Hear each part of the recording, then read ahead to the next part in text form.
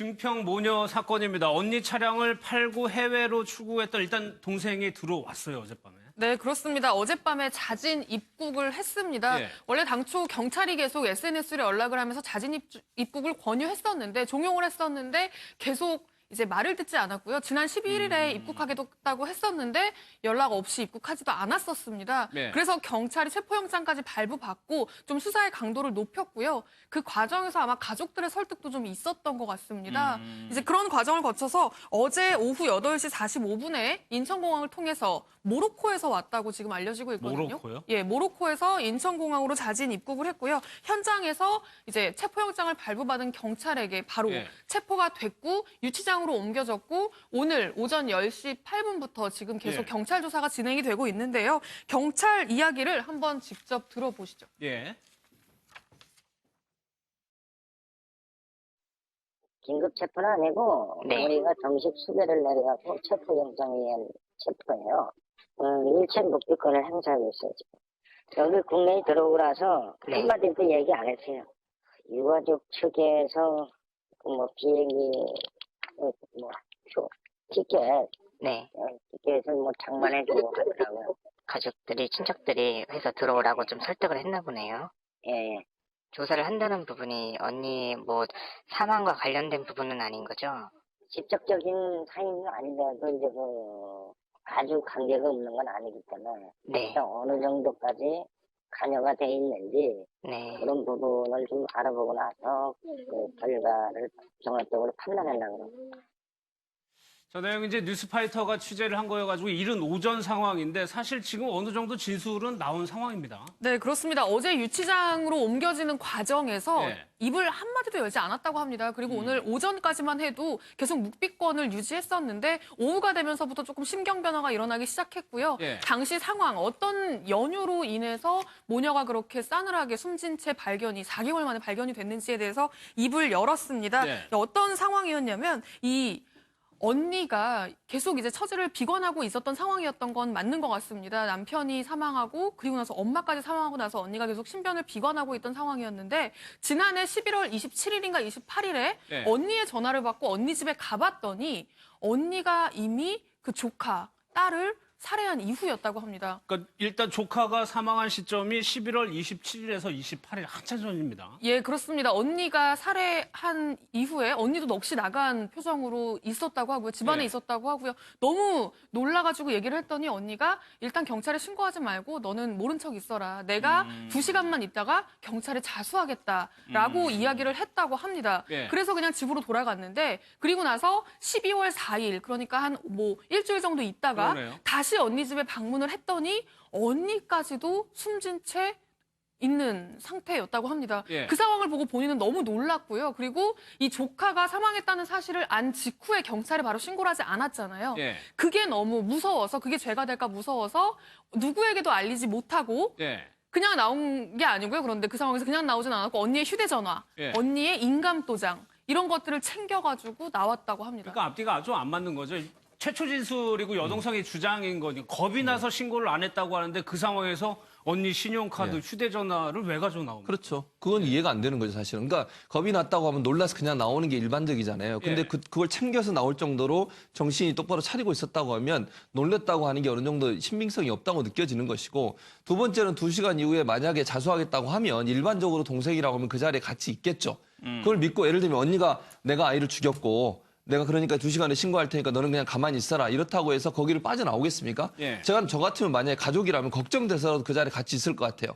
안정을 시키든 아니면 예. 어떤 형태로든 자수하도록 또는 그거에 대해서 신고할 수 있도록 도와주는 역할을 하지 그걸 방치하고 나올 수 있는 상황은 아니라고 봐요. 만약에 언니가 넋이 나간 모습이 있었다고 분명히 그랬거든요. 그 상황의 진술을 보면.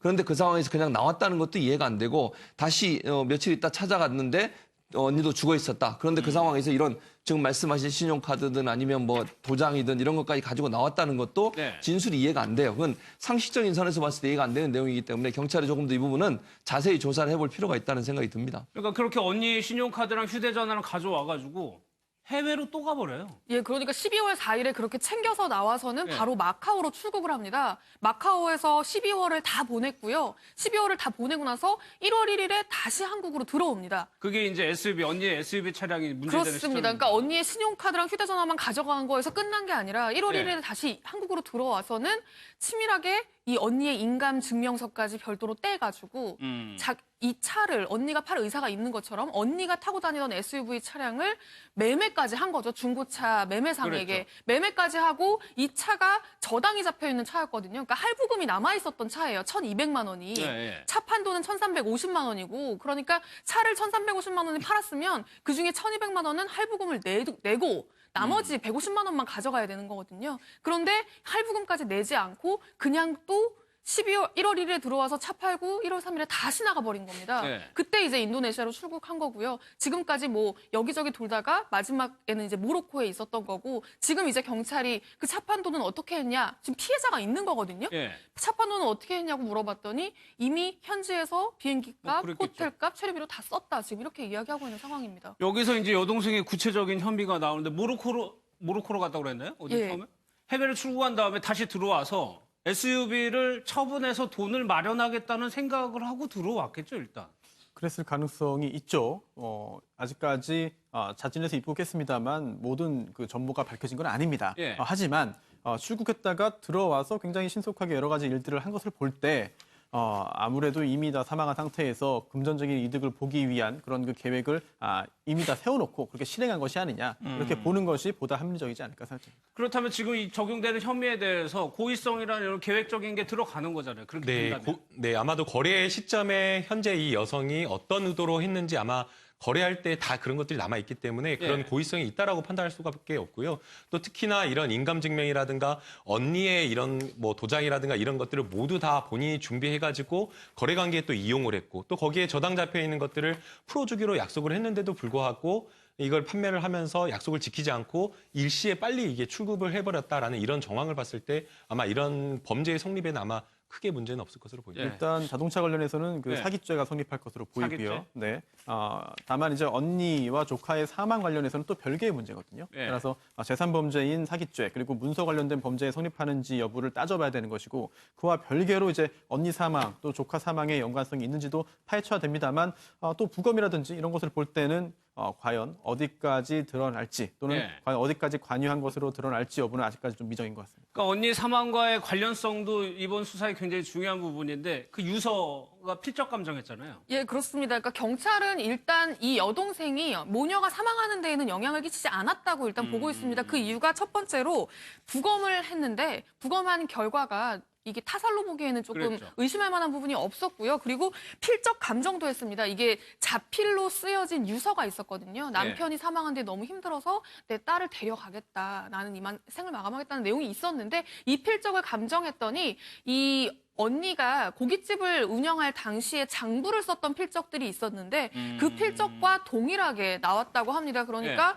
뭔가 부검 결과도 그렇고 유서를 쓴 과정도 그렇고 제3자가 개입하는 적이 없기 때문에 일단 모녀의 사망과 관련해서는 신변 비관에 따른 단순 변사 사건 이렇게 경찰은 지금 종료를 할 계획으로 있습니다. 지금 적용되는 혐의는 SUV를 이제 무단으로 팔았다는 그 부분이에요. 근데 언니하고 조카가 사망한 걸 알고도 그냥 내버려 두고 해외에서 뭘 했는지 모르지만 추구했다는 것 자체는 굉장히 씁쓸하네요. 그렇죠. 그건 좀 이해가 안 돼요. 예. 저분이 왜 그렇게 했는지에 대해서는. 왜냐하면 가족이라면 언니가 그런 상황이 있다고 아까도 제가 말씀드렸지만 일단 뭐 어떤 형태로든 그 문제를 해결하는데 도움을 주려고 노력을 했을 가능성이 있고 예. 또 하나는 유서에 이제 언니가 유서에 쓴 내용을 보면 친척 전화번호를 적어놨어요. 근데 일반적으로 자매가 있다고 하면 친척보다는 자매가 더 가까운 거 아니겠습니까? 그렇겠네요. 모르겠어요. 네. 두 사람의 사이가 어떤 사이였는지는 제가 잘 모르겠지만 일반적으로 상식적으로 보면 전화번호 중에 가장 가까운 사람이 자기 자매일 가능성이 있잖아요. 부모가 없다고 하면 예. 형제 자매가 가장 가까운데 자매 이름을 쓰지 않고 동생 이름을 번호를 적지 않고 친척 번호를 적었다는 것도 좀 의아한 부분이 있고 또 동생이 이렇게 언니가 사망했음에도 불구하고 본인의 경제적 어떤 이익을 취하기 위해서 예. 언니가 가지고 있었던 여러 가지 물건들을 본인이 탈취해가지고 그걸 가지고 또 차량을 판매했다는 것 자체가 예. 사실은 정상적인 관계가 아니었을 그런 의혹도 있을 수 있고 또 하나는 이 동생이라는 사람이 갖고 있는 일반적으로 우리가 생각하는 그런 어떤 사고방식을 갖지 않는 그런 사람일 가능성도 있고 이런 부분들이 이제 종합적으로 조사가 돼야 될 것으로 생각이 됩니다. 알겠습니다.